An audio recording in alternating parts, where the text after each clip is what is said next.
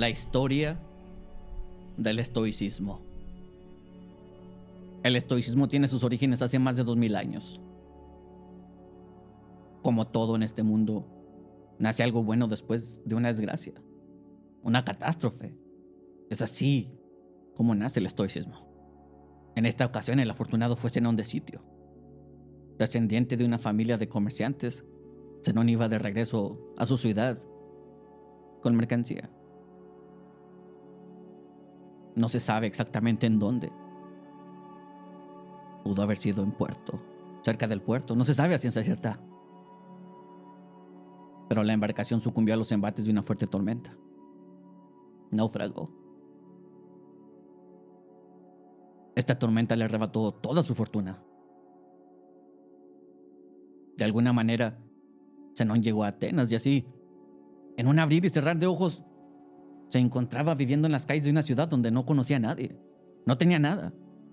En ese momento su vida no tenía sentido ni forma. Tratando de ver qué hacer con su vida, hizo exactamente lo que haríamos todos nosotros en momentos de dificultad, buscando una señal que le diera un rumbo, qué camino tomar, qué hacer. Se fue a orar al oráculo. El mensaje de Apolo le dijo que debería escuchar lo que los muertos tenían que decir. Al igual que nos pasaría a cualquiera de nosotros, no le quedó claro el mensaje. Las señales normalmente son difíciles de interpretar, pero escuchar a los muertos. Salió de ahí y una vez más se encontraba caminando por las calles de la ciudad. Cansado físicamente, moralmente derrotado, mentalmente exhausto, cayó rendido enfrente de una librería. Estiró la mano y tomó un libro. Ese libro era La Memorabilia de Sócrates, escrito por Jenofonte. En ese libro encontró la historia de la decisión de Hércules, en donde el héroe de la historia se encuentra en un momento que decidiría lo que haría el resto de su vida. Iba a tomar el camino de una vida fácil o una vida difícil. La vida difícil sería una vida de trabajo arduo, una vida que valdría la pena vivir, una vida de virtud. La vida fácil estaría llena de vicios y placeres insignificantes. Un estoico siempre elige la vida difícil. Fue en ese momento que Zenón entendió el mensaje del oráculo. Se levantó lleno de energía, se acercó al dueño de la tienda y le preguntó: ¿en dónde puedo encontrar un maestro como este? ¿Dónde puedo encontrar un Sócrates? Y como estaba escrito en el destino, sucedió. En ese momento iba pasando Crates de Tebas. El dueño de la tienda de libros apuntó hacia él. Crates tenía una historia similar a la de Zenón. La única diferencia es que Crates regaló todo su dinero. Simplemente escogió una vida de pobreza y vivía en la calle junto con su esposa. De todas las filosofías que han existido a través de la historia, existe una que se llama escuela cínica. Por consiguiente, a sus estudiantes se les llama cínicos. Pero existen dos tipos de cínicos. La palabra y significados varían de acuerdo a su forma de deletrearse. La palabra cínico con C minúscula es una actitud de negatividad, mientras que la palabra cínico con C mayúscula se refiere a la filosofía del cinismo. La filosofía cínica cree que el propósito de vivir es llevar una vida de virtud de acuerdo con la naturaleza. El enfoque de los cínicos era cultivar virtud y fuerza de carácter por medio de un entrenamiento riguroso al punto de ponerse deliberadamente en situaciones de dificultad, adversidad y situaciones de desgracia. Pero esto no fue suficiente para Zenón. Él buscaba exigirse más, necesitaba un reto intelectual.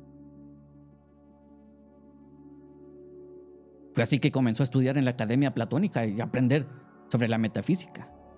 Quería poder llegar a entender lo que de verdad existe y lo que no.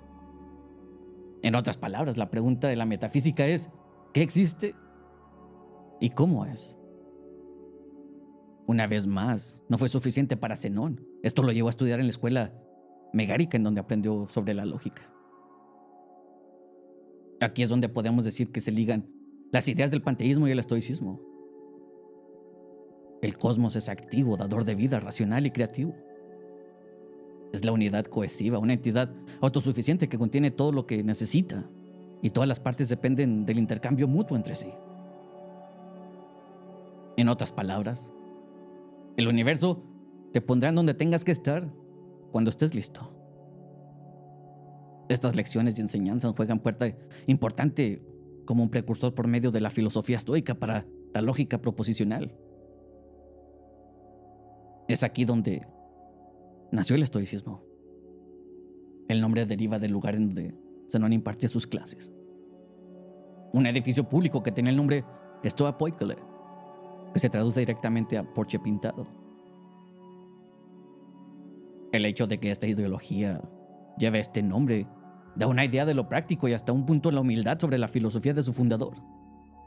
Originalmente a los estudiantes se les llamaba zenonianos, pero Zenón fue quien insistió que se refirieran a sus estudiantes como estoicos, haciendo alusión y dando crédito al lugar donde se originó la filosofía.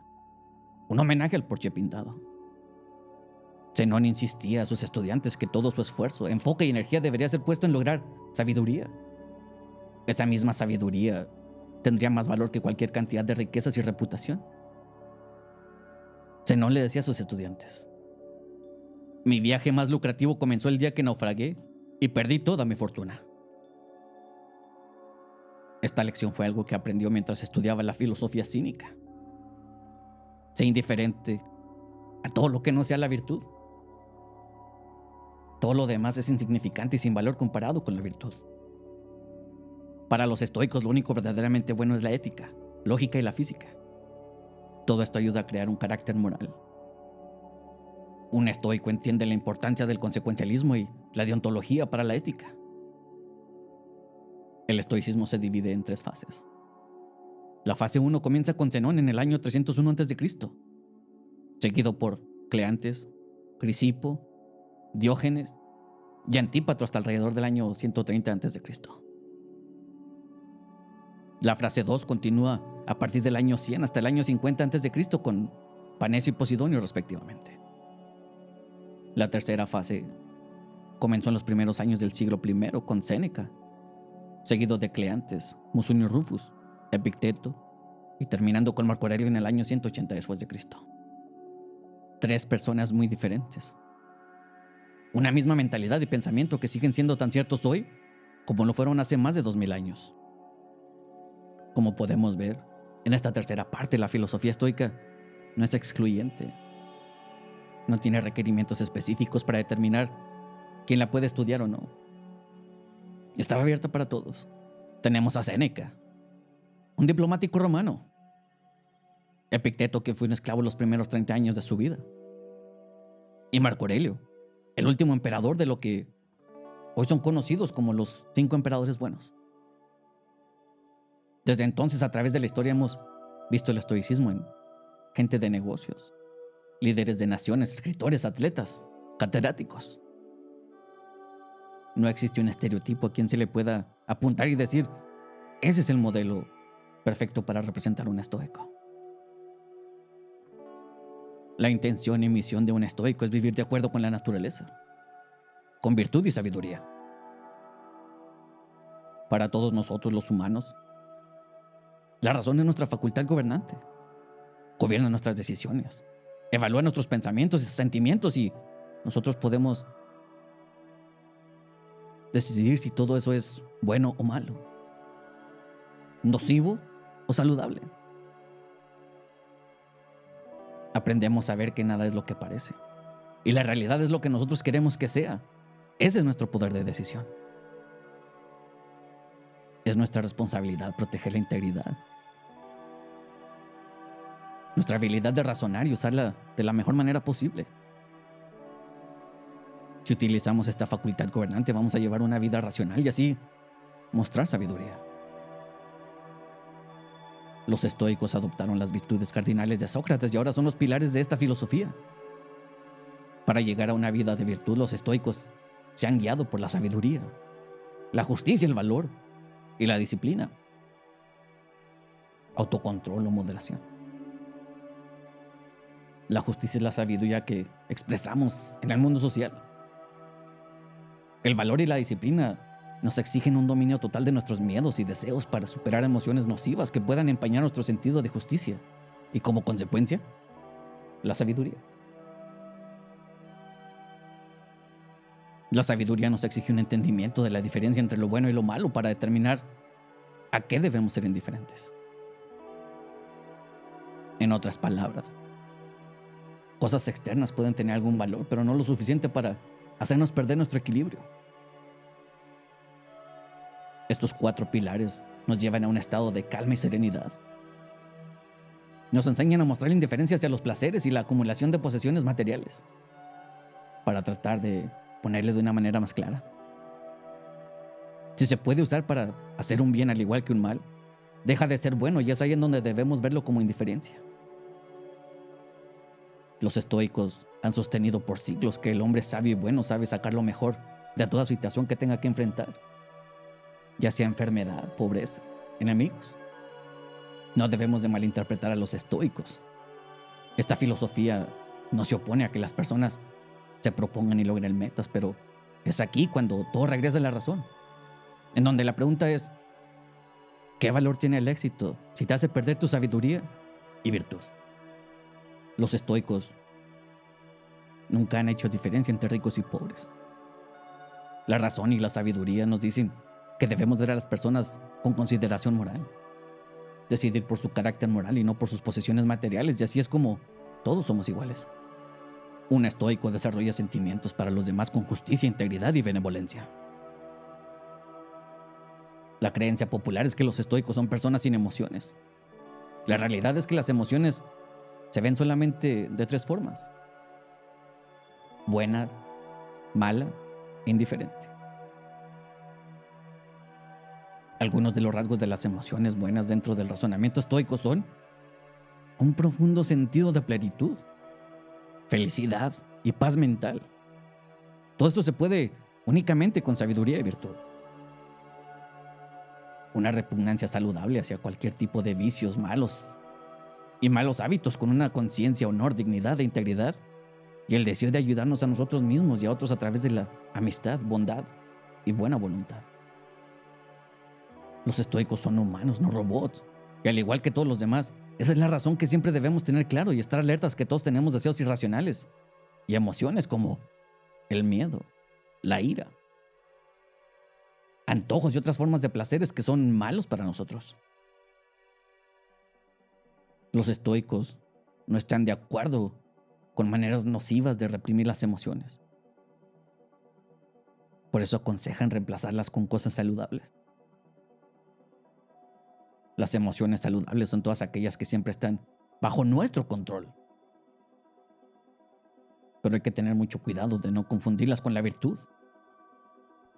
Debemos de mantenernos alertas de estas reacciones y sentimientos automáticos que todos tenemos. Ahí es cuando la razón nos debe mantener neutrales e indiferentes.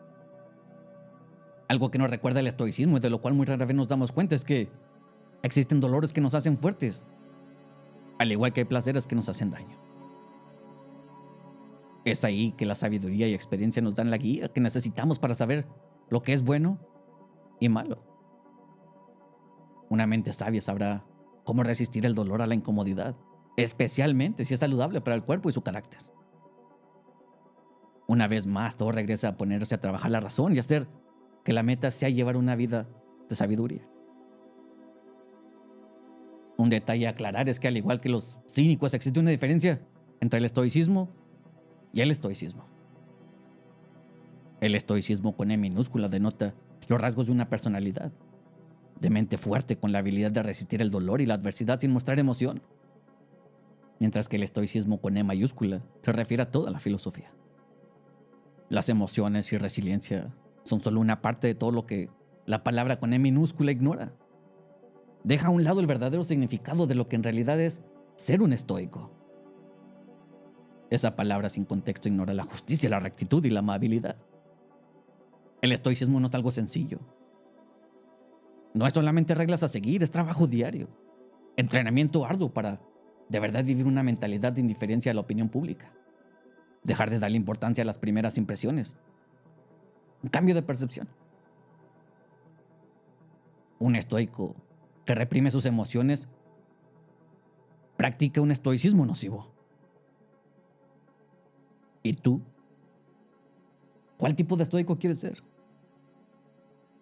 ¿Quieres una vida fácil o una vida de virtud? Gracias por tu tiempo y atención. Hasta el próximo episodio.